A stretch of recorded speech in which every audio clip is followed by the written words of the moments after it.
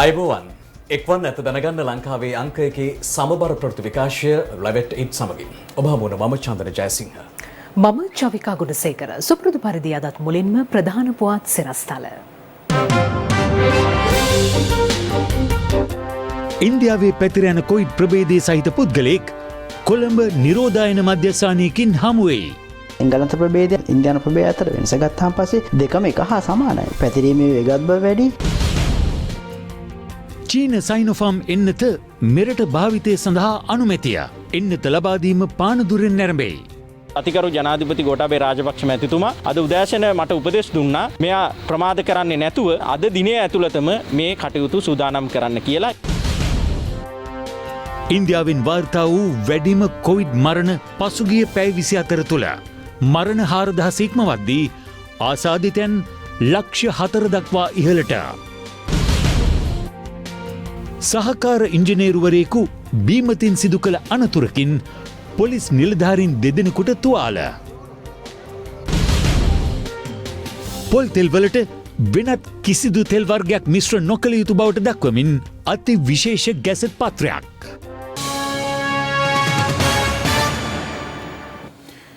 ඉන්දියාවේ ව්‍යාප්ත වන COVID-19 වෛරස ප්‍රභේදය ආසාදනය වූ පුද්ගලයෙකු මෙරටින් හමු වී තිබෙනවා. වෛද්‍ය චන්දිම ජීවන්දර මහතා සඳහන් කළේ කොළඹ පිහිටි නිරෝධායන මධ්‍යස්ථානයකින් අදාළ වෛරස ආසාදිත පුද්ගලයා හඳුනාගෙන ඇති බවයි. පසුගිය වසරේ ජනවාරි මාස 25 වෙනිදා COVID-19 වෛරසය ආසාදිත චීන ජාතික කාන්තාවක් මෙරටින් හමු වුණා. ඒ සමග COVID-19 වසංගත ව්‍යාප්තිය කෙරෙහි රටේම අවධානය යොමු අතර ශ්‍රී ලාංකික පුරවැසියෙකු වෛරසයට ගොදුරු වී ඇති බවට මුලින්ම හඳුනාගැනුණේ මාර්තු 11 වෙනිදායි. එම තත්ත්වය හමුවේ වෛරස ව්‍යාප්තිය මර්ධනය කිරීම සඳහා මෙරට බලධාරීන්ද විවිධ ක්‍රියාමාර්ගවලට එළඹුණත් ගෝලීයව වෛරසයේ වෙනස්කම්වලට භාජනය වීම බරපතල අභියෝගයක් බවට පත් වුණා. මෙතෙක් සිදු කර ඇති පර්යේෂණයන්ට අනුව මෙරට කොවිඩ් පළමු රැල්ලේදී බහුතර ආසාදිතයන් හට වැළඳී තිබුණේ යුරෝපය සහ මැද පෙරදිගින් ව්‍යාප්තිය ආරම්භි කොවිඩ් වෛරස ප්‍රභේදයක්. අනතුරු මෙරට කොවිඩ් දෙවන රැල්ල ලෙසට මිනුවන්ගොඩ පෑලියගොඩ කොවිඩ් පොකුර ආශ්‍රිතව ආසාදිතයන් වාර්තා වීමට පටන් ගැනුණා.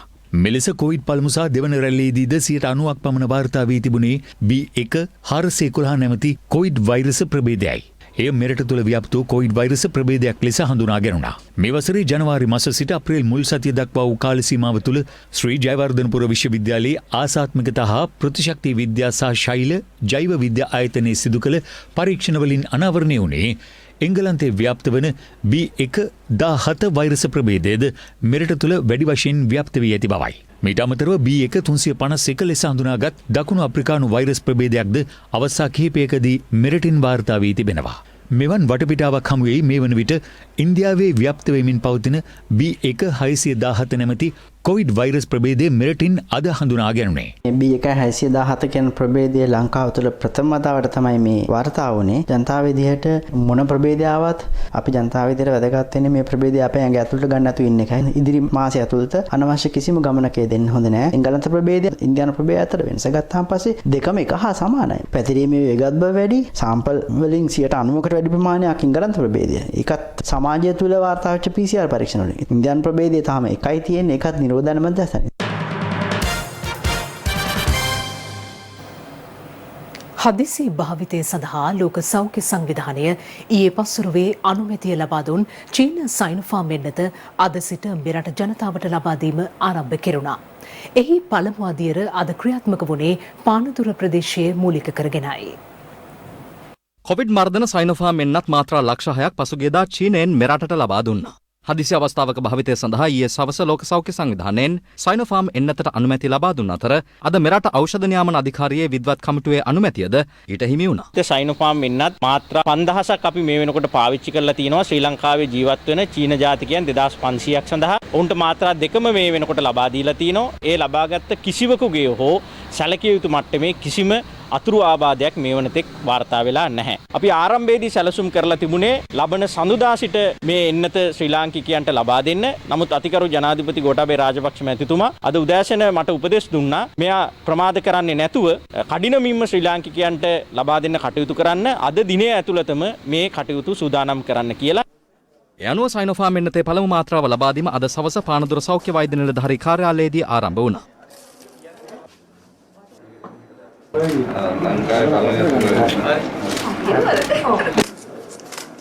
විශේෂයෙන්ම අපි දැනට රෝගීන් බහුලව වාර්තා වෙන්නේ ගම්පහ කොළඹ කළුතර කුරුණෑගල නුවර සහ මාතලේ කියන මේ දිස්ත්‍රික්ක වලින් ඒ නිසා මේ දිස්ත්‍රික්ක වලට ප්‍රමුඛතාවය ලබා දීම සඳහා කටයුතු කරනවා. ඉතින් මේ රෝගය වළක්වා ගන්න තියෙන හොඳම ක්‍රමය තමයි එන්නත් කිරීම. එන්නතේ විශේෂයක් තියෙනවා මේ දකුණු අප්‍රිකානු වේරියන්ට් එක කියන ප්‍රභේදය කියන එකටත් ප්‍රතිරෝධය ඉතා හොඳින් තිබෙන බව විද්‍යාඥයෝ තහවුරු කරලා තියෙන එකක්. ඒ එක්කම මේ එන්නත ලබා දීමේදී ඉදිරියේදී චීන රජය අපිට පොරොන්දු වෙලා තියෙනවා තවත් මෙවැනිම ආධාරයක් කරන්න කියලා. ඒකත් අපි බලාපොරොත්තු වෙනවා ඉදිරියට. ස්පුට්නික් එන්නතත් මේ අවස්ථාවේදී එන්නත් කරමින් යනවා. ඒ එන්නතේ මේ මාසය තුල තවත් ලක්ෂ 8කුත් ඊළඟ මාසයේදී මිලියන 1.2කුත් එනවා. ඒ එක්කම ඔබට තවත් තොරතුරක් කියන්න ඕනේ මේ අපිට ඊයේ තහවුරු කරා ෆයිසර් එන්නත. ඒකෙන් ජූලි මාසයේ වෙනකොට ලක්ෂ 9ක ප්‍රමාණයක් ලංකාවට ලබා දෙන්නට ඒ අය තීරණය කළා තියෙනවා. එතකොට මේ චීන රජය එන්නත ඒ වගේම අපේ රටට දැන් ලැබිලා තියෙන ස්පුට්නික් එන්නත ඒ වගේම ෆයිසර් එන්නත වගේම ඇස්ට්‍රාසෙනිකා කියන එන්නත් වර්ග 4ම අපේ ලියාපදිංචියේ තියෙනවා ශ්‍රී ලංකාවේ. එතකොට මේ තියෙන සයිනෝෆාම් එන්නත සහ ස්පුට්නික් එන්නත කියන දෙකම මේ මාසය තුල අපි අපේ ජනතාවගෙන් බහුතරයකට අපිට ලබා දෙන්න පුළුවන් වුණොත් නැවත වරක් මේ රටේ ඇති වෙලා තියෙන මේ වසංගත තත්ත්වයේ වැඩිවීම අපිට පාලනය කරගන්නට පුළුවන් වෙනවා. මේ අතර කොළඹ නගර සභාව මගින් ජින්තුපිටිය සෞඛ්‍ය වෛද්‍ය නිලධාරී කාර්යාලයේදී සයිනෝෆාම් එන්නත මෙරට ජනතාවට ලබා දීම සිදු වුණා. එතකොට මෙහිදී අපි මේ එන්නත ලබා දෙන්නේ විශේෂයෙන්ම අවුරුදු 30ක් අවුරුදු 59ක් අතර කල්ගිය රෝග නොමැති අයට තමයි මේ එන්නත ලබා දීම නිර්දේශ කරලා තියෙන නිෂ්පාදකින් විසින්. ඒ වගේම හෙට දිනේ අනිද්දා දින සිට දිගින් දිගටම මේ එන්නත අපේ කොළඹ නගරය තුල සියලු දෙනාටම ලබා දීමට බලාපොරොත්තු වෙනවා. අද මේ සම්බන්ධයෙන් අප තවදුරටත් කොළඹ චීන තානාපතිතුමා සමග සාකච්ඡා කරා. එතුමා විශේෂ වශයෙන් අපිට දැනුම් දුන්නා. බීජිං නගරය සමග සාකච්ඡා කරලා චීන රජය සමග සාකච්ඡා කරලා අප්‍රමාදීයව අපිට තවදුරටත් සයිනෝෆාම් එන්නත ලබා ගැනීම සඳහා කටයුතු සූදානම් කරන්න කැමැති කියන කාරණේ. COVID-19 ආසාදිතයන් 970 දෙනෙකු අදත් මෙරටින් වාර්තා වීමත් සමග සමස්ත ආසාදිතයන් සංඛ්‍යාව 1,22,308 දක්වා ඉහළ ගියා. මේ අතර සෞඛ්‍ය සේවා අධ්‍යක්ෂ ජනරාල්වරයා දිනක් තුල තහවුරු කළ වැඩිම ආසාදිත මරණ සංඛ්‍යාවද ඊයේ වාර්තා වුණා. එම සංඛ්‍යාව 19ක්. COVID-19 ආසාදනය වීම හේතුවෙන් මිය ගිය බවට සෞඛ්‍ය සේවා අධ්‍යක්ෂ ජනරාල්වරයා ඊයේ තහවුරු කළ මරණ 19න් වැඩි සංඛ්‍යාවක් සිදු ඇත්තේ කොවිඩ් නියුමෝනියාව හේතුවෙන්. සමහර අය රෝග ලක්ෂණ ආවිත රෝගය පරීක්ෂා කරගන්නේ නැතුව ගෙදරට වෙලාම සිටිනවා. එතකොට ගෙදරටම වෙලා සිටින රෝගියා අසාධ්‍ය වී රෝහලට පැමිණීමත් මරණ අනුපාතය වැඩිවීමට ප්‍රධානම හේතුවක්. මෙරටින් ඊයේ වාර්තා වූ COVID-19 ආසාදිතයන් 1914 දෙනාගෙන් 1889 දෙනෙකුම අලුත් අවුරුදු පොකුරෙන් වාර්තා වූ ආසාදිතයන්. තවත් ආසාදිතයන් 25 දෙනෙකු විදේශගතව සිට දිවයිනට පැමිණ නිරෝධායනය වෙමින් සිටි පුද්ගලයන් අතරින් හඳුනා ගැනුණා. දිස්ත්‍රික්ක 22කින් ඊයේ ආසාදිතයන් වාර්තා වූ අතර ඉන් වැඩිම ආසාදිතයන් සංඛ්‍යාවක් වාර්තා වී තිබුණේ ගම්පහ දිස්ත්‍රික්කයෙන් වන අතර එම සංඛ්‍යාව 591ක්. COVID-19 මර්ධනය සඳහා ලබා දෙන ඔක්ස්ෆර්ඩ් ඇස්ට්‍රාසෙනකා කොවිෂීල්ඩ් එන්නතේ දෙවන මාත්‍රාව ලබා දීම මේ දිනවල සිදු වෙනවා. ඒ අනුව 1,87,775 දෙනෙකුට මේ වන විට ඔක්ස්ෆර්ඩ් ඇස්ට්‍රාසෙනකා කොවිෂීල්ඩ් එන්නතේ දෙවන මාත්‍රාව ලබා දී ඇති බවයි සෞඛ්‍ය අංශ පැවසුවේ. මීට අමතරව රුසියාවේ නිෂ්පාදිත ස්පුට්නික් V එන්නතේ පළමු මාත්‍රාව ඊයේ පුද්ගලින් 1000කට ලබා දී ඇති අතර එම එන්නත මේ වන විට ලබා දී ඇති සමස්ත පුද්ගලින් සංඛ්‍යාව 1669ක්. මේ අතර අද ශ්‍රී ලංකා ක්‍රිකට් කණ්ඩායමේ සියලු සමාජිකයන්ට ස්පුට්නික් V එන්නත ලබා දීම සිදු කෙරුණා.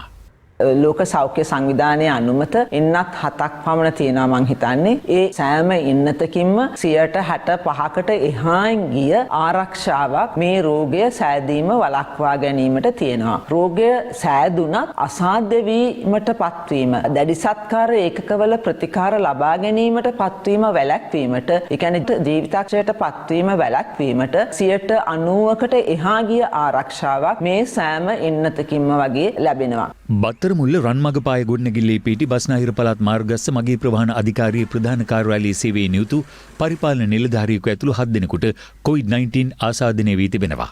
මේ හේතුවෙන් එම කාර්යාලය తాවකාලිකව වසා දැමීමටයි සෞඛ්‍ය අංශ පියවරගෙන ඇත්තේ. බණ්ඩාරගම නගරේ ත්‍රිරෝද රථ රියදුරෙකු COVID-19 ආසාදිතයෙකු ලෙස හඳුනා ගැනීමත් සමග ඔහුගේ සමීප ආශ්‍රිතයන් ලෙස හඳුනාගත් ත්‍රිරෝද රථ රියදුරන් 71 දෙනෙකු ගෘහස්ස නිරෝධායනයට යොමු කර තිබෙනවා. හොරණ ප්‍රදේශයේ පවතින COVID-19 පැතිරයාමේ අවදානම සලකා බලා සති 2ක් හෝ 3ක් ප්‍රදේශයේම හුදකලා කරන ලෙස ඉල්ලා ලිඛිත සංදේශයක් අද කළුතර මහජන පරීක්ෂකවරුන්ගේ සංගමය විසින් හොරණ සෞඛ්‍ය වෛද්‍ය නිලධාරියාට සහ කළුතර දිස්ත්‍රික් කොවිඩ් මර්ධන කමිටුවේ සම්බන්ධීකාරකවරයාට ඉදිරිපත් කළා. කොරෝනා වැඩ කරන සියලුම මහජන සෞඛ්‍ය පරීක්ෂකවරුන්ගේ අත්දැකීම් ඉල්ලීමක් කරලා තිනවා. කොරෝනා අවම වශයෙන් සති 2කට සති 3කටවත් හුදකලා කිරීමට අවශ්‍ය පියවර ගන්නවා. COVID-19 පැතිර යාමත් සමග සෑම රෝහලකම කොවිඩ් රෝගී ප්‍රතිකාර ඒකක ආරම්භ කිරීමට සෞඛ්‍ය අමාත්‍යාංශය ගත් තීරණයත් සමග සෞඛ්‍ය කාර්ය මණ්ඩල ගැටලු රැසකට මුහුණ දී සිටින බව සෞඛ්‍ය වෘත්තීය සමිති පෙන්වා දෙනවා. මේ ආරම්භ කරලා තියෙන ප්‍රතිකාර වාට්ටු නිසි ක්‍රමවේදයකට අනුව නිසි ආරක්ෂා ප්‍රමිතීන්ට අනුව ආරම්භ කරලා තියෙන බවක් අපිට එහෙම තත්ත්වයක් පේනෙන්නත් නැහැ. මේ වන විට හිත කාර්ය මණ්ඩලයේ 70ක 80ක ප්‍රමාණයක් කොරෝනා ආසාදිතයන් බවට ලක් වෙලා තිබෙනවා. ඊට අමතරව විශාල ප්‍රමාණයක් නිරෝධායනයට ලක් කරලා තියෙනවා. දිවයිනපුර ඉදිකරන කොවිඩ් ප්‍රතිකාර මධ්‍යස්ථාන සහ ඒවායේ පහසුකම් පිළිබඳව සොයා බලන ලෙස ජනාධිපති ගෝඨාභය රාජපක්ෂ මහතා සෞඛ්‍ය අමාත්‍යවරියට කළ දැනුම් දීමට අනුව සෞඛ්‍ය අමාත්‍යවරිය අද රත්නපුර දිස්ත්‍රික්කයේ සංචාරයක නිරත වුණා.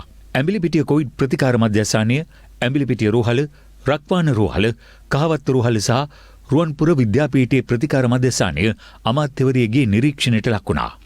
මේ අතර යුද හමුදාවේ මැදිහත්වීමෙන් සීදුවේ ඉදිකරනු COVID-19 රෝහලේ ඉදිකිරීම නිරීක්ෂණය කිරීමට යුද හමුදාපති ජෙනරල් ශවීන්ද්‍ර සිල්වා මහතා අද එහි පැමිණියා.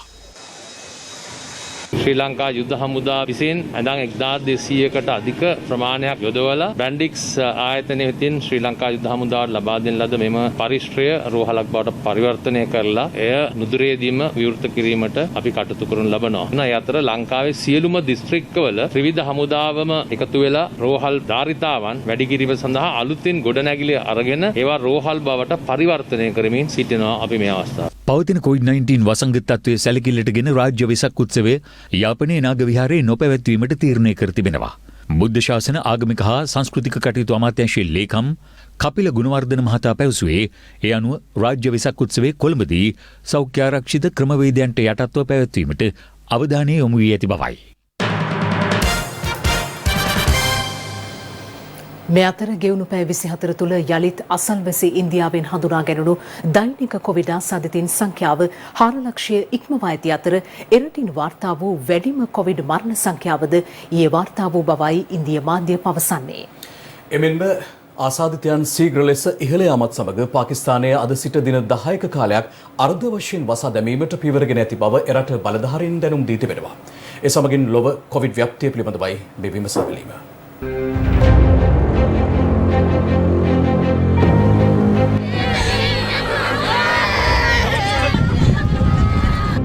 වෙනදා නිහඬව නිසලව ගලා බසින ගංගා නදියේ ගංයුරු දෙපස අද තැන තැන දැවී අලුවී ගිය දරසෑයන්.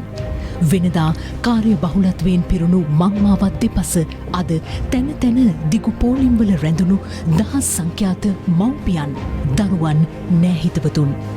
වෙනදා නිදහසේ ගත් හුස්ම පොදු වෙනුවෙන් අද දෙවියන් යදින්නට සිදු වූ මිනිසුන්. රෝහලේ දොරටුව පෙනිපෙනීත් වෙද හෙදකම් ලබන්නට වරම් හිමි නොවූ මිනිසුන්. ඇඳක් මත වැතිරෙනවා වෙනුවට මහපොළොව ඇඳක් කරගන්නට සිදු වූ මිනිසුන්.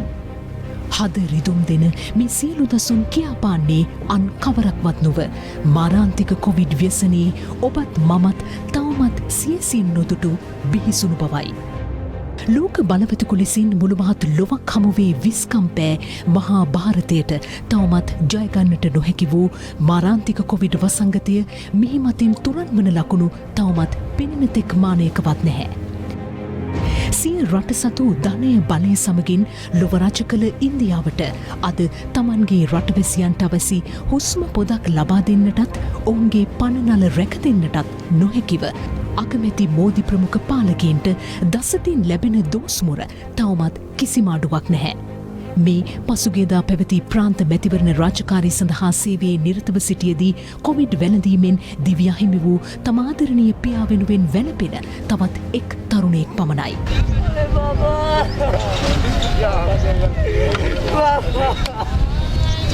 මේ කෘතිම ස්වසනයෙන් හෝ තමාදරණීය මෑණියන්ට ජීවිතය ජීවත් කර දෙන්නට හැකි උපරිමය කරන්නට උත්සාහ ගන්නා තවත් එක් දියණියක් පමණයි. මෙවන විට ගමෙන් නගරයට පැමිණ ඇති කොවිඩ් මාරයා දවසින් දවස පිළිගන්නා ඒ අසරණ ජීවිත බේරා ගන්නට අද කිසිවෙකුටත් හැකි වී නැහැ. ඉන්දියාවේ 70% පමණ ජනතාව මෙම ග්‍රාමීය ප්‍රදේශ ආශ්‍රිතව ජීවත් වීමත් එම ප්‍රදේශයන්හි ඉතා අඩු පහසුකම් සහිත රෝහල් පද්ධතියක් පැවතීමත් මේ අර්බුදය වඩාත් දරුණු කරනු ඇති බවයි සෞඛ්‍යංශ පෙන්වා දෙන්නේ. අකණ්ඩව ඊයේ තෙවන දිනටත් ඉන්දියාවෙන් 4 ලක්ෂයේ ඉක්ම වූ කොවිඩ් ආසාදිතයින් වාර්තා වීමත් සමග වැඩිම අවදානමක් පෙන්නුම් කරන එරට ගෝවා ප්‍රාන්ත වැසියන් අතරින් සෑම දෙදෙනෙකුගෙන් එක් අයෙකු කොවිඩ් ආසාදිත වීමේ ඛේදනීය තත්ත්වයක් පෙන්නුම් කරන බවයි වාර්තා වන්නේ. මේ අතර පවතින කොවිඩ් සීමාවන් නොතකමින් හයිද්‍රාබාද්හි පැවති ආගමික උත්සවයකට විශාල පිරිසක් එක්ව සිටි ආකාරය සෞඛ්‍යංශ දැඩි ලෙස විවේචනය කර තිබූ බවයි වාර්තා වුණේ. පවතින තත්ත්වය තුළ තමිල්නාඩු සහ කර්ණාටක ප්‍රාන්ත ලබන 10 වෙනිදා සිට සති 2ක කාලයක් සම්පූර්ණයෙන්ම වසා දැමීමටයි ප්‍රාන්ත බලධාරීන් පියවරගෙන ඇත්තේ. මේ අතර ඉන්දියාවෙන් වාර්තා වූ වැඩිම කොවිඩ් මරණ සංඛ්‍යාව ඊයේ වාර්තා වුණේ 4000ද ඉක්මවමින් වන අතර ඉන්දිය මාධ්‍ය පවසන්නේ මෙලෙස කොවිඩ් මරණ ඉහළ යාමත් සමග මෘතදේහ ආදාහනය සඳහා අවශ්‍ය දැවහිඟයක් ආදාහනාගාර ආශ්‍රිතව වාර්තා වන බවයි. මේ අතර තම සහෝදර ජනතාව මුහුණ දී සිටින අවාසනාවන්ත තත්ත්වය හමුවේ තමන්ට හැකි පමණින් ඔවුන් වෙනුවෙන් පෙරට ඉන්දිය සිනමාතරු රෝගීන්ට අවශ්‍ය වෛද්‍ය ආධාර සැපීම වෙනුවෙන් ඉදිරිපත්ව තිබෙනවා. ඔවුන් අතරින් සුපිරි ඉන්දිය නළු නිලියන් වන සෝනු සූද්, රිතික් රෝෂන්, ප්‍රියංකා චොප්රා, අනුෂ්කා ශර්මා, සුෂ්මිතා සෙන්, ජැක්ලින් ෆර්නැන්ඩස්, අජේ දෙව්ගන් පෙරමුණගෙන තිබෙනවා. Please use your resources and focus your energy on helping stop this pandemic. I would like to appeal to everyone to unite and support our country in this hour of crisis. Virat and I are coming together to do our bit. දෛනිකව 2000ට ආසන්න COVID-19 ආසාදිතයින් සංඛ්‍යාවක් වාර්තා වීමේ පසුබිමක් තුළ PCR සහ rapid antigen පරීක්ෂණ වැඩි කිරීමට සෞඛ්‍ය බලධාරීන් පියවරගෙන තිබෙනවා. කෙසේ වෙතත් සෞඛ්‍ය වෘත්තීය සමිති පෙන්වා දෙන්නේ ඇතැම් රෝහල්වල ඒ සඳහා ප්‍රමාණවත් පහසුකම් නොමැති බවයි. COVID-19 රෝගීන් හඳුනා ගැනීම සඳහා දැනට මෙරටදී භාවිත කෙරෙන්නේ PCR පරීක්ෂණ සහ රැපිඩ් ඇන්ටිජන් පරීක්ෂණයි. මෙරටින් COVID-19 රෝගීන් හඳුනා ගැනීමත් සමග පැතිර ගිය පළමු රැල්ලේදී ආසන්න වශයෙන් 5000ත් 6000ත් අතර සිදු කෙරුණු PCR පරීක්ෂණ ධාරිතාව දෙවන රැල්ලේදී 15000 සීමාව ඉක්මවා සිදු කෙරුණා. මේ වන විට එම ධාරිතාව 25000 සීමාව දක්වා ඉහළ නංවා ඇත්තේ COVID-19 පැතිර යාමේ ශීඝ්‍ර වර්ධනයත් සමගයි. COVID-19 රෝගීන් හඳුනා ගැනීම සඳහා අපේ රටේ මුලින්ම යොදාගත්තේ ලෝකයේ වැඩිම රටවල් වැඩිම සාර්ථකත්වයක් දැක්වූ පරීක්ෂණයක් විදිහට සලකපු PCR පරීක්ෂණ ක්‍රමවේදය. මේ වෙනකොට මෙරට තුල සිදු කර ඇති සමස්ත PCR පරීක්ෂණ සංඛ්‍යාව 29,67,165ක්. මෙරට තුල COVID-19 තුන්වැනි රැල්ල ආරම්භ වීමත් සමගම PCR පරීක්ෂණ සංඛ්‍යාවත් දෛනිකව ඉහළ දැමීමට පියවර ගත්තා. මේ මාසයේ ගත වූ දින 7 තුලදී පමණක් සිදු කෙරුණු PCR පරීක්ෂණ සංඛ්‍යාව 1,66,964ක්. ඉන් වැඩිම PCR පරීක්ෂණ සංඛ්‍යාවක් සිදු කර තිබුණේ පසුගිය 6 වෙනිදායි. එම සංඛ්‍යාව 27,889ක්. ඉදිරියේදී PCR ධාරිතාව අපිට 50000ක වගේ ප්‍රමාණයකට ගෙනියන්න පුළුවන් නම් අතිශය වැදගත්. ඒ සඳහා අපිට පුළුවන් සෑම රෝහලකම PCR පරීක්ෂණ 100ක් හෝ 200ක් ඉතාම පහසුවෙන් කරන්න අලුතෙන් රසායනාගාර හදන්න නැතුව එහෙම කරොත් අපිට රෝහලට එන සියලු උණ කැස්ස හෙම්බිරිස්සාව තියෙන සුවසන රෝගාබාධ තියෙන අය පරීක්ෂා කරන්න පුළුවන්. මෙරට රෝහල් ආශ්‍රිතව රසායනාගාර 20ක් ක්‍රියාත්මක වෙද්දී විශ්වවිද්‍යාල පෞද්ගලිකාංශය වගේම ආරක්ෂකාංශ වලට අයත් රසායනාගාරවලත් PCR පරීක්ෂණ සිද්ධ කරනවා. කොමුණත් සෞඛ්‍ය වෘත්තීය සමිති වගේම ඇතැම් ප්‍රාදේශීය සෞඛ්‍ය බලධාරීන් චෝදනා කරන්නේ PCR පරීක්ෂණ සිදු කිරීමේ ප්‍රමාදයක් වගේම රෝගීන් හඳුනා ගැනීම සඳහා අවශ්‍ය වන උපාංගවලත් හිඟයක් පවතින බවටයි. PCR පරීක්ෂණ නිවෙද්දී අපිට කරන්න අමාරු තත්ත්වයක් උදාහරණ තමයි මොකද රසායනාගාරවලින් PCR පරීක්ෂණ බාර ගැනීම සිද්ධ වෙන්නේ නැහැ මේ දවස්වල වක්ම කාර්ය බහුල නිසා ඒ ආයතන. ඊයේ දින දහවල් 12 පමණ සිට ශ්‍රී ලංකා ජාතික රෝහල තුල ඇන්ටිජන් පරීක්ෂණ කට්ටල නිම වෙලා තිබෙනවා. කෙසේ වෙතත් සෞඛ්‍ය අමාත්‍යාංශය මේ චෝදනා ප්‍රතික්ෂේප කරනවා. මේ අවස්ථාවේදී PCR කට්ටල ඒ වගේම වෙනත් අවශ්‍ය රසායන ද්‍රව්‍ය වෙනත් උපකරණ උපාංග රජයේ රසායනාගාරවලට අවශ්‍ය ප්‍රමාණයට තියෙනවා. ඒ වගේම අපේ අරමුණ තමයි සාම්පලය ලබාගෙන පැය 24ක් ඇතුළත ප්‍රතිඵල නිකුත් කිරීම. පහුගිය දිනවල ඉතාමත්ම විශාල ප්‍රමාණයක් PCR පරීක්ෂණ සිදු කිරීමේදී සමහර වෙලාවට සාම්පලය ලබාගෙන ප්‍රතිඵලය නැවතත් ඒ සාම්පලය ලබාගත්තු තැනැත්තා අතට එනකොට දවස් 2ක් නැතිනම් 3ක් සමහර වෙලාවට ගත වෙන්න පුළුවන්. නමුත් මේ සතියේ අන්තය තුලදී ඒ විදියට සිදුවෙන පමාවල් වැළැක්වීම සඳහා අපි එකතු කර තියෙන සියලුම සාම්පල පරීක්ෂා කර අවසන් කිරීමට අපි බලාපොරොත්තු වෙනවා. දිස්ත්‍රික්ක පහකට අයත් තවත් ග්‍රාම සේවා වසම් 21ක් අදාළවීම පහේ සිට බලපැවැත්වෙන පරිදි හුදෙකලා කළ බව යුද හමුදාපති ජෙනරල් ශවේන්ද්‍ර සිල්වා මහතා ප්‍රකාශ කළා. මේ අතර කුරුණෑගල දිස්ත්‍රික්කයේ හුදෙකලා කර තිබූ ග්‍රාම සේවා වසම් 63ක් හුදෙකලා බවෙන් ඉවත් කළ බවද යුද හමුදාපතිවරයා පැවසුවා. COVID-19 වෛරසය පැතිර යාම හමුවේ මේ වන විට දිස්ත්‍රික්ක 14කට අයත් පොලිස් බල ප්‍රදේශ රැසක ග්‍රාම සේවා වසම් රැසක් හුදකලා කර තිබෙනවා. ඒ අතරට අදාළවීම පහේ සිට බලපැවැත්වෙන පරිදි දිස්ත්‍රික්ක 5ක තවත් ග්‍රාම සේවා වසම් 21ක් හුදකලා කරනු ලැබුවා. මේ අතර කුරුණෑගල දිස්ත්‍රික්කයට අයත් ග්‍රාම සේවා වසම් 82කින් 63ක් හුදකලා බවින් අද නිදහස් කර තිබෙනවා. මීට අමතරව අම්පාර දිස්ත්‍රික්කයේ උහන පොලිස් බල ප්‍රදේශයේ කුමාරීගම ග්‍රාම සේවා වසමද හුදකලා බවින් නිදහස් කරුණා. මේ අතර මුවාවරණ නොපැළඳෙන නිරෝධායන නීති කඩ කරන පුද්ගලයන් සොයා සිදු කරන අඛණ්ඩ මෙහෙයුම් තවදුරටත් ක්‍රියාත්මක වනවා. නිට්ටඹු තිහාරිය ප්‍රදේශයේ විවෘත කර තිබූ සම්බාහන මධ්‍යස්ථානයක් වටලා එහි සිටි කාන්තාවන් දෙදෙනෙකු අත්අඩංගුවට ගැනීමට නිට්ටඹු පොලිසියට හැකි වුණා.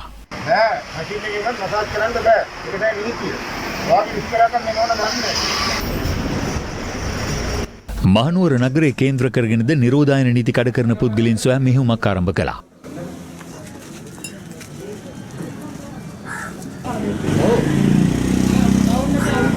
බාර ගැල්ලා තින් දැසේ අපි ආවේ නැත්තම් එන්නේ නැහැ නේද? මොකද බාර ගැන ගොඩක් වැරදියට කරලා බාර ගැන ඔය ප්‍රශ්නයක් වෙන්නේ නැහැ. නිරෝධායන නීති කඩ කරන පිරිස සොයා පෑලියගොඩ පොලිසිය මගින්ද මෙහෙයුමක් ආරම්භ කළා. දන්නේ.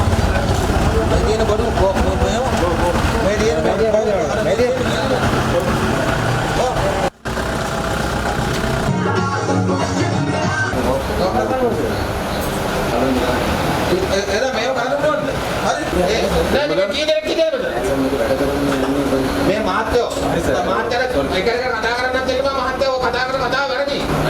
හරිද? දැන් දාගන්න මෙයා. ඊංග කතාවල සෞත්‍යයක් බලනවා.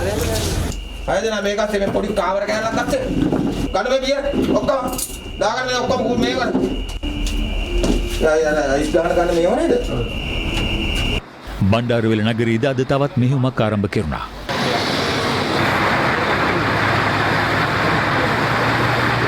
මේ බාරකි මේ බාරකි උදාලකෝ මාස්ක් එක නැහැ කොහෙද අල්ලපොඩ වෙන්නේ ඒක ඉපදන්න ආ ලිකන් අරින්න බෑ කාමර ආස්කෝ මොකද වන්දගෙන එච්චරම මුදලාට කියනවා තේරෙන්නේ නැද්ද ඔක ආපදා බරුවට පඩිය යා වෙන්න දින එන්න පාගෙන නේ තියෙන්නේ. ඔය මේ ගමුණු මාතේ වහලා තියෙන ලොක්ඩවුන් කරලා මේ ඇවිල්ලා මානින් මාතේ කිව්වා. එහෙන් එන්න බෑ.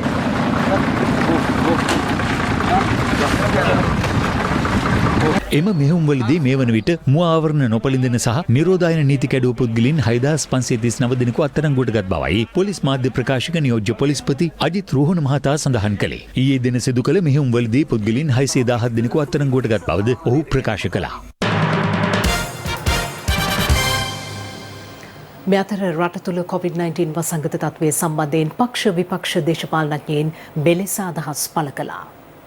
නැවත කොරෝනා රෝගීන්ගේ වැඩිවීමක් අපි දකිනවා. දැන් මේ වෙනකොට තුන්වෙනි රැල්ලේ 111ක් විතර මිය ගිහිලා තියෙන එකෙන් වැඩියම වයස්ගත අය. පොළෑන්ඩ් පුල්ල ඇමතුතුමිය තව කාරණාවක් කියනවා. ඊළඟට සෞඛ්‍ය අමාත්‍යතුමිය තව කාරණාවක් කියනවා. මේ එක එක වෛරසයන් මේ රටට ඇවිල්ලා තියෙනවා කියන තමයි දැනට අපිට දැනගන්න ලැබිලා තියෙන පණිවිඩ. අපි කොවිඩ් රෝගය සම්බන්ධයෙන් ආණ්ඩුවක් හැටියට ජනතාවට කරන්න තියෙන උපරිමය අපි කරපු ආණ්ඩුවක්. ඉතින් අපි හිතන තව මාස 6ක් ඇතුළත ලංකාවේ ජනතාවගේ මිලියන 13ක් එන්නත් කරණය කරලා අවසන් කරන කටයුත්ත අපි සිද්ධ කරනවා. ඇස්ට්‍රාසෙනිකා ලක්ෂ 6ක් මිනිස්සුන්ට නැහැ. එතකොට ඒ අයට චයිනීස් චීන එන්නද ගහන්න හදන්නේ. අපේ ජනතාව ආම්දුරනේ අභිආරාමේ බෙහෙත් එන්නත විද්දා. අපි දැන් දින පැනලා මේක කරගන්නේ කොහොමද කියලා අහනකොට ස්වාමී මං අහපුවාම දුන්නේ එකම උත්තරේ අපි ළඟ බෙහෙත් නැහැ. PCR කිට් ටිකක් ගෙනහල්ලා PCR ප්‍රමාණය වැඩි කරන්න අද වෙනකම් මේ රටේ 512ක්ව තියෙන ICU ඇඳන් ප්‍රමාණය වැඩි කරන්න. නාමල් රාජපක්ෂ මහත්තයා මේ වෙනකොට රුපියල් මිලියන 625ක් වෙන් කරලා ඉවර වෙලා අන්න කාය වර්ධන මධ්‍යස්ථාන 250ක් ලංකා පුරාදාන යෝජනාවක් ගේනවා. රට දුවන්න ඕන. රට ඉදිරියට යනවා වගේම මේ පාලනය කරන්න අපි මැදිහත් වෙනවා. කොවිඩ් පිට දාලා මේ රටේ ජනතාවගේ ප්‍රශ්න නොවිසඳා ඉන්න බෑ අපිට. මොකද මේ වෙලාවේ එතුමාලා අපි අතර තියෙන ප්‍රශ්නේ බේරගමු කොවිඩ් පසංගතේ ව්‍යාප්තිය පාලනය කරා. දැන් එන්න අපිත් දෙක එකතු වෙලා මේ පාලනය කරන්න මැදිහත් වෙන්න කියන. කොවිඩ් වසංගත වදුරෙන් රටවැසියන් ආරක්ෂා වේවායි ප්‍රාර්ථනා කරමින් සිදු කරනු විශ්ව ආශිර්වාද හෝරාව සර්වාගමික වැඩසටහන් මාලාව අද දිවයිනේ ආගමික ස්ථාන කේන්ද්‍ර කර ගනිමින් පැවැත්වුණා. එහි ප්‍රධාන ආගමික වැඩසටහන සිදු කෙරුණේ කොළඹ ගංගාරාම විහාරස්ථානයේදී. අග්‍රාමාත්‍ය හා බුද්ධ ශාසන ආගමික හා සංස්කෘතික කටයුතු අමාත්‍ය මහින්ද රාජපක්ෂ මහතාගේ සංකල්පයකට අනුව රටවැසියන් හා ලෝවැසියන්ගේ සුප්‍රාර්ථනා කරමින් විශ්ව ආශිර්වාද හෝරාව සිදු කෙරුණා. රටේ ව්‍යාප්තව පවත්නා කොවිඩ් වසංගත තත්ත්වය දුරු වේවායි ප්‍රාර්ථනා කරමින් සර්වාගමික දේවස්ථානයන් කේන්ද්‍ර කරගනිමින් එකම මොහොතක ශබ්ද පූජා පැවැත්වුණා. ඉන් අනතුරුව රටත් ජාතියත් ආරක්ෂා වේවායි ප්‍රාර්ථනා කරමින් සුබ මොහොතින් එළඟි පහනක් දල්වා ආශිර්වාදය ප්‍රාර්ථනා කළා. ඉන් අනතුරුව ගෞරවනීය ආර්ය මහා සංඝරත්නයේ වැඩමවීමෙන් ගංගාරාම විහාරස්ථානයේදී හාත්පස ආරක්ෂාව පිණිස පිරිත් දේශනාව සිදු කෙරුණා. Live at 8. රාජකාරියේ නිරතව සිටියේදී කැබ් රථයකට යටවීමෙන් අම්පාර පොලිස් රථවාහනාංශයේ ස්ථානාධිපතිවරයා බරපතල තුවාල ලබා තිබෙනවා. පොලිස් මාධ්‍ය ප්‍රකාශක නියෝජ්‍ය පොලිස්පති නීතිඥ අජිත් රෝහණ මහතා සඳහන් කළේ අදාළ කැබ් රථය පැද වූ පුද්ගලයා බීමත්ව සිට ඇති බවට අනාවරණ වී ඇති බවයි. මෙම කැබ්රතය දහවනය කරන්නේ වාරිමාර්ග දෙපාර්තමේන්තුවට අයත් සහකාර ඉංජිනේරුවරයෙක්. ඊයේ පස්වරු 5ට පමණ අදාළ රාජ්‍ය නිලධාරියා අම්පාර නගරය දෙසට සිය කැබ්රතයෙන් ගමන් කරමින් සිටියදී මෙම අනතුර සිදු වුණා. මෙම අනතුරට මුහුණ දුන්නේ අම්පාර මූලස්ථාන පොලිසියේ රථවාහනාංශයේ ස්ථානාධිපතිවරයා සහ තවත් පොලිස් කොස්තාපල්වරයෙක්. ඔවුන් රාජකාරී කටයුත්තක් සඳහා අම්පාර නගරය දක්වා පැමිණෙමින් සිටි අතරතුරයි මෙම අනතුරට මුහුණ දුන්නේ. අනතුරින් බරපතල තුවාල ලැබූ අම්පාර පොලිස් රථවාහනාංශයේ ස්ථානාධිපතිවරයා මේ වන විට අම්පාර රෝහලේ ප්‍රතිකාර ලබනවා. රථවාහනාංශයේ ස්ථානාධිපතිවරයා නිල ඇඳුමින් රථවාහන රාජකාරියේ නිරතව සිටියේදී මේ අවාසනාවන්ත ඉරණමට ලක් වී තිබෙනවා. මෙහි රියදුරා වන්නේ බීමත්ව කැබ් රථයක් පැද වූ තැනැත්තෙක්. ඔහු රජයේ නිලධාරියෙකු වන අතරම සහකාර ඉංජිනේරුවරයෙකු බවට වාර්තා වී තිබෙනවා. මේ පුද්ගලයා අත්අඩංගුවටගෙන තවදුරටත් පරීක්ෂණ සිදු කරනු ලබනවා. අනුග්‍රහය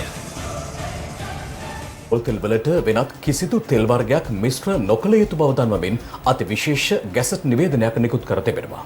පාරිභෝගික කටයුතු අධිකාරිය විසින් ඊයේ දිනේ සිට ක්‍රියාත්මක වන පරිදි මෙම ගැසට් නිවේදනය නිකුත් කර ඇති බව රජයේ මුද්‍රණ දෙපාර්තමේන්තුව සඳහන් කළා. බෝතල් කළ ඇසුරුම් කළ බහලුම්ගතව තොග වශයෙන් හෝ සිල්ලර වශයෙන් විකුණු ලබන ආහාරයට ගන්නා පොල් තෙල් වලට වෙනත් කිසිදු තෙල් වර්ගයක් මිශ්‍ර නොකළ යුතු බවට පාරිභෝගික අධිකාරිය පෙන්වා දෙනවා. පොල් තෙල් ආනයනකරුවන්, පිරිපහදු කරන්නන්, නිෂ්පාදකින්, තොග රැස් කර තබන්නන්, අසුරන්නන්, බෙදා හරින්නන් හා වෙළඳුන් වෙත මෙම නියෝගය බලපැවැත්වෙන බව පාරිභෝගික කටයුතු අධිකාරිය නිකුත් කළ ගැසට් නිවේදනයේ සඳහන්. මේ අතර රේගු මාධ්‍ය ප්‍රකාශක නියෝජ්‍ය රේගු අධ්‍යක්ෂ සුදත්ත සිල්වා මහතා පැවසුවේ ඇෆ්ලටොක්සින් නැමැති විෂ රසායනික අඩංගු පොල් තෙල් බහලුම් ප්‍රති අපනයනය සඳහා නෞකාවක් ඊයේ රාත්‍රියේ කොළඹ වරායට ළඟා වූ බවයි. ඒ අනුව විෂ රසායනික ද්‍රව්‍ය අඩංගු පිරිපහදු නොකළ පොල් තෙල් මෙට්‍රික් ටොන් 230ක් අද මැලේසියාවට ප්‍රති අපනයනය කිරීම මෙලෙස සිදු කෙරුණා. ඒ සමගින් අදට අප සමුගන්නවා. සුබ රාත්‍රියක්. සුබ රාත්‍රියක්.